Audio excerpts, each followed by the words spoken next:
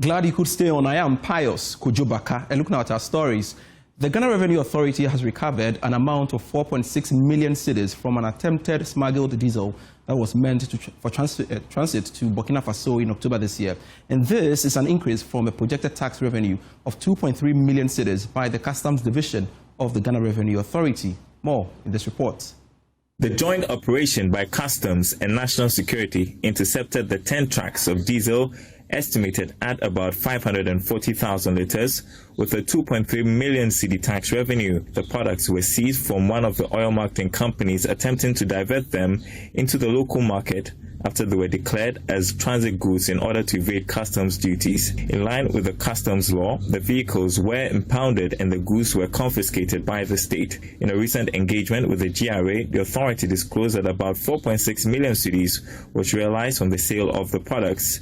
A forensic audit has been commissioned into the operations of some suspected OMCs identified in the smuggling scheme.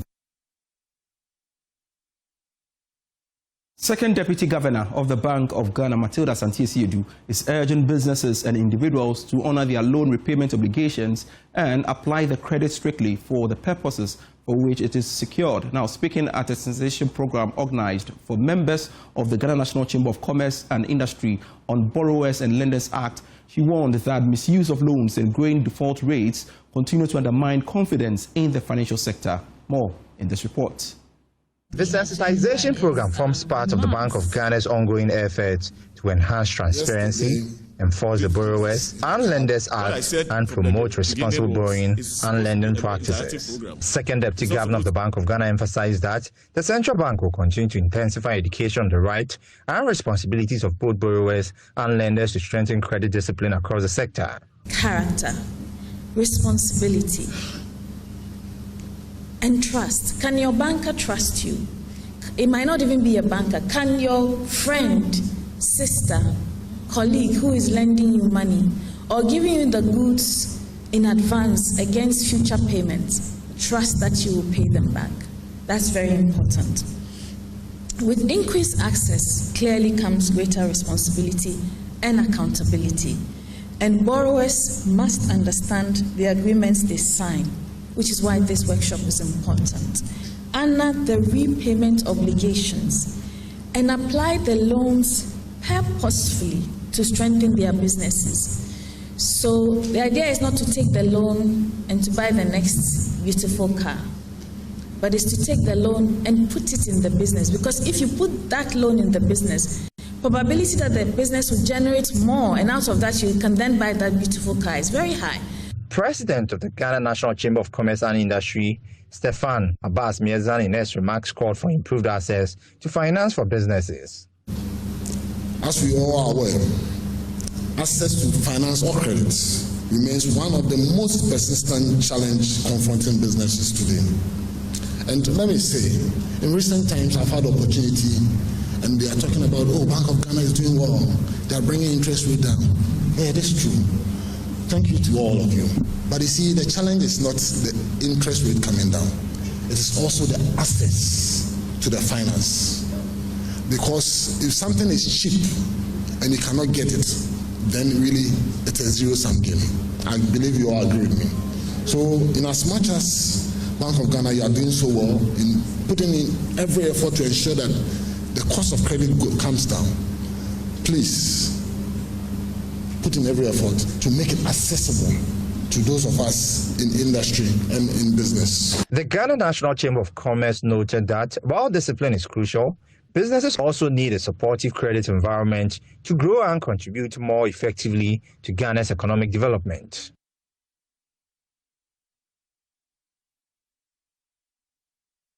Let's now touch on our headline story. The Ghana Mine Workers Union is raising concerns over the plight of over 19,000 miners who had their life savings locked up due to the 2018-2019 financial sector cleanup exercise. The union is lamenting the impact of the cleanup exercise on its members, with many miners struggling to access their investments. Speaking at the union's National Executive Council meeting, General Secretary of the Ghana Mine Workers Union, Abdul Mumin Gbana, appealed to government to intervene and ensure that the miners receive their investments. More in the following report. The financial sector cleanup, which cost the country approximately 21 billion cedis, led to the collapse of several financial institutions, including banks, microfinance companies, and savings and loans institutions. Many miners had invested their savings in these institutions, which are now unable to pay out their deposits. Speaking at the Ghana Mine Workers Union's National Executive Council meeting, General Secretary of the Ghana Mine Workers Union of TUC, Abdul Moment Gbana, among other issues, highlighted the cascading impact of the locked-up funds on the over 19,000 miners. Over 19,000 miners have their deposits drawn from our provident funds, welfare funds, leave savings, and individual funds, including severance packages locked up in the Bank of Ghana regulated institutions. And this was as a result of the financial sector cleanup that took place in the year 2018-2019. As a union, we are totally appalled and deeply disappointed in the Bank of Ghana as a regulator of these distressed financial institutions. And it is its fiduciary duty to the citizens of Ghana to ensure effective supervision and regulatory compliance. He further appealed to the Bank of Ghana to refund their monies from the liquidated assets of its own regulated entities. We trusted the Bank of Ghana as a body corporate created by law and given the functions of supervision and regulatory compliance, and therefore entrusted our life savings into the hands of these institutions licensed and regulated by the Bank of Ghana. It is therefore our expectation that the fiduciary duty of the Bank of Ghana to us as citizens of this country must be fully adhered to, and our money is paid to us without any further delay. Choboi. The financial sector cleanup in 2018 was aimed at restoring stability to Ghana's financial sector, but it has had a significant impact on many individuals, including miners. We want to bring in the miners for us to have a better, understanding of this. Joining us via phone is the General Secretary of the Ghana Mine Workers Union, Abdul Moment Gbana. Abdul, thank you so much for staying on to speak to us here on Business Live. Did I hear you say 19,000 of your members have their deposits drawn from provident funds, welfare funds, etc., all lost to the 2018 financial sector cleanup? Is that the case? Yes, that is correct. Good evening to you and good evening to our viewers. Indeed, over 19,000 of miners in this country put their life savings in the hands of regulated institutions of the Bank of Ghana. Unfortunately, 4 or 5 years down the lane, we haven't gotten a penny. We haven't gotten a penny from these institutions. What even saddens our heart so much is the fact that the Minister for Finance holds the position that it is a duty of BoG to go after these distressed institutions, liquidate their assets, and use the proceeds from liquidation to settle depositors.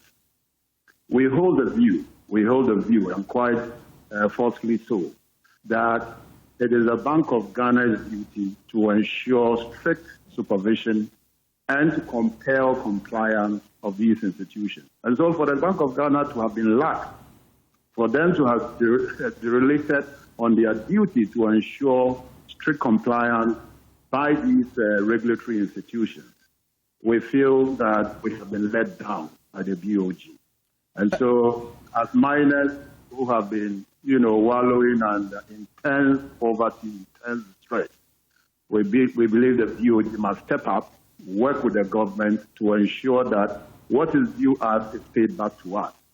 We took this decision to invest because we trusted these institutions that BoG itself has listed as institutions that have been licensed to operate in the space. And so we hold the BoG ultimately responsible on these matters.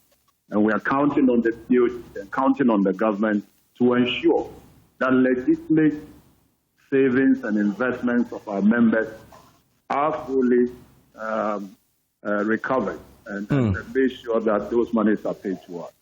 Help me understand how your members are dealing, the affected members are dealing with this very impact of the exercise. 19,000, you say. How are they coping? Now, as we indicated, most of them are, proceeds from legitimate severance exercises that were conducted. So you have your severance package, which was paid to you. You believe that it's a credible institution, which has been designated by the Bank of Ghana. You put your money into these institutions, and now the money is locked up. 4 or 5 years, nothing is happening. And workers are really under serious pain. And so, to be honest with you, some of them have passed on, others are virtually in a state of destitution, and that isn't good at all. So we just think that the obligation of the BoG to these regulatory institutions, and by extension, citizens of this country, minors for that matter, over 19,000 of us who are affected by this decision, ought to be compensated. Ought to have our funds recovered and paid to us. And that is our demand to the BoG and by extension the government. And you seem not too happy with the finance minister when he said the Bank of Ghana must recover the assets of those institutions and use any recovered assets to settle depositors, like you're saying, and that the Ministry of Finance has no money for that. Isn't he right, really, largely? No, he cannot be right. This is complete smacks of irresponsibility. As far as we are concerned, the Minister for Finance and by extension the government can't say to unsuspecting citizens of this country like us. I mean, you trust the state, you trust the institutions of state. The Bank of Ghana is established by law. It has a clear mandate. Citizens of this country entrust their funds in the hands of institutions that are regulated by the Bank of Ghana. And where they get undone, you say that as a government you're not interested. We don't think that is the way to go. We believe that his comments were very unfortunate. We believe that workers, and for that matter, those of us who invested in these BoG regulated institutions, deserve to have our money paid to us. And that, for me, must be the preoccupation of the government, not, make comments such as the Ministry of Finance doesn't have the money and all of that, because that's inflicting further pain on the citizens who innocently, invested in these regulated institutions of the BoG, and today they are distressed, going to control hardship just because of the financial sector cleanup that took place. Maybe that's the bitter pill you need to swallow. But what's going to be your next step? Because I hear you warn of severe consequences in the coming days. What are you planning to do? Well, over 19,000 miners means that essentially the entire industry is impacted. And so we all know what the contribution of the mining sector to the economy of this country is. The Minister of Finance must be minded that our contribution to the economy of this country is huge. In fact, our expectation is that they will pay heed to this call. We are sending a formal petition beyond this press interaction. We will follow up and ensure that the Minister for Finance, the Governor of the Bank of Ghana, the entire government machinery pays attention to this call. Over 19,000 miners means the entire industry. And so if the entire industry is going to go down to ensure that we press home our demands of a full recovery of our investment, we will not hesitate to do so. And how soon is that? Oh, as soon as possible. As far as we are concerned, this notification has gone to government, and for that matter, the Finance Minister and the Bank of Ghana. Indeed, in our petition, the presidency has equally been copied. Our expectation is that government will work together to ensure this is delivered ASAP.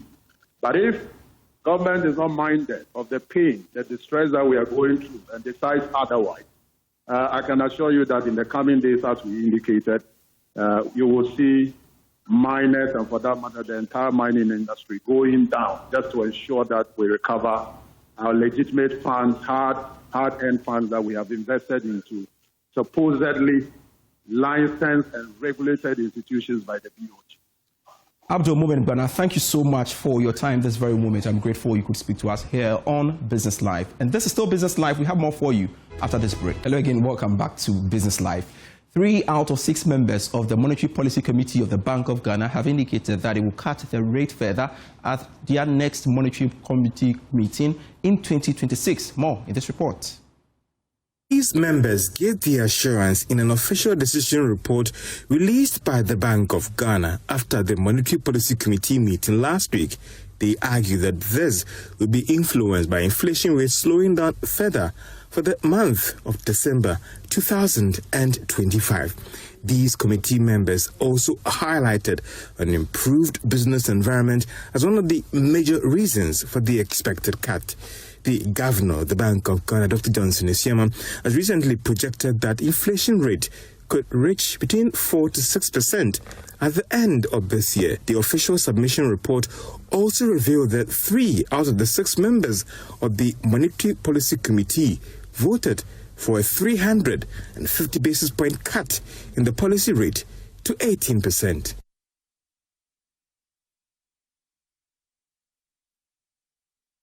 Deputy Managing Director of Carl Bank, Johnson Owari, has charged entrepreneurs to be swift in adapting the use of digital tools to enhance their performance at various stages of their work life. This, he believes, has become crucial as more artificial intelligence-led initiatives are being carried out to make work easier and faster. More in this report. Abilities Conference under the theme Reimagining the Future of Work is an initiative by the youth arm of Carl Bank in partnership with the LEC Group to gather youth and entrepreneurs to find a pathway for the future of work. In his address, Deputy Managing Director for Carl Bank, Johnson Owari, charged the youth and entrepreneurs to sharpen their skills in order to stay relevant in the job market. He believes that the introduction of more artificial intelligence tools for work enhancement will become a threat to job seekers without digital skills. He explains in an interview with Joy Business. There are intelligent machines that are able to learn. They are able to adapt. These were values and very important skills that we thought that in the past could generate a lot of work for people. Today, they are also intelligent. The machines are able to adapt. So these digital employees have become a threat to the human employees. We're encouraging the youth to self-improve continuously, be audacious. Talent is no longer enough. Executive Director for LEC Group, Albert Kusi-Prempe, justified the need for participants to reimagine the future of work in the digital age. Because of the changing trends in our digital system, we wanted the young people to begin to appreciate how they can get connected to what is happening and how they can reimagine the future of work by understanding the new trends in the job market. Today, you can work the whole day without leaving your home with the power of your phone and with some few gadgets. So we wanted our participants to be able to understand how they can reimagine the future of work, how they can connect themselves to the new trend, and how they can even develop themselves in order to meet the changing trends in this very competitive market. They needed to reinvent themselves, become more equipped, more skillful, so that they can meet the demands of the job market. The conference is an annual gathering by the organizers to support youth employment initiatives.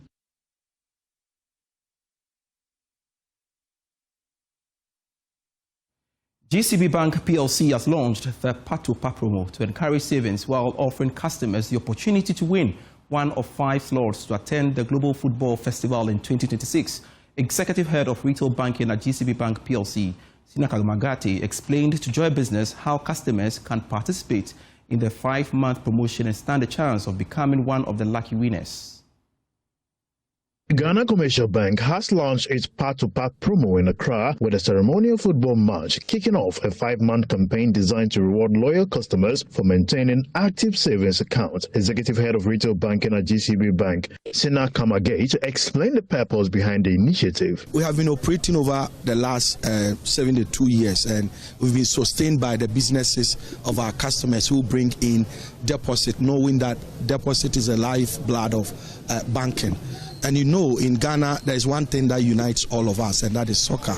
So this is our own small way of saying thank you to our customers who give us deposit all the time, and to reward them to go and then enjoy the Mundial, which is next year, the World Cup. And so essentially, this is our own way of saying, continue saving your money as you have always done, but this time we'll give you a benefit around your savings. And so for every 300 Ghana cedi deposit that you make, you win a point, you accumulate a point. And not just deposit. There are some customers who have not transacted with us over 6 months. We are telling them to come back home. More like Sankofa, they should come back home. And so for those customers whose accounts are dormant, they can actually activate or reactivate the account and also earn a point. He also highlighted some of the prizes available to participants throughout the promo period. Promo is going to run over a 5-month period. So at the end of every month, there is going to be a draw, and the draw will essentially be on points that have been accumulated. So top 10 of every month gets to win various prizes, ranging from all the things that you need during the World Cup. And so you need a television to watch the World Cup. You need a freezer to chill your drink so that you can enjoy. You need cookers to cook for your friends who come. And so all those gadgets will be available for grabs. The 5-month promotion runs from 1st December to 30th April 2026. Thanks for watching Business Live.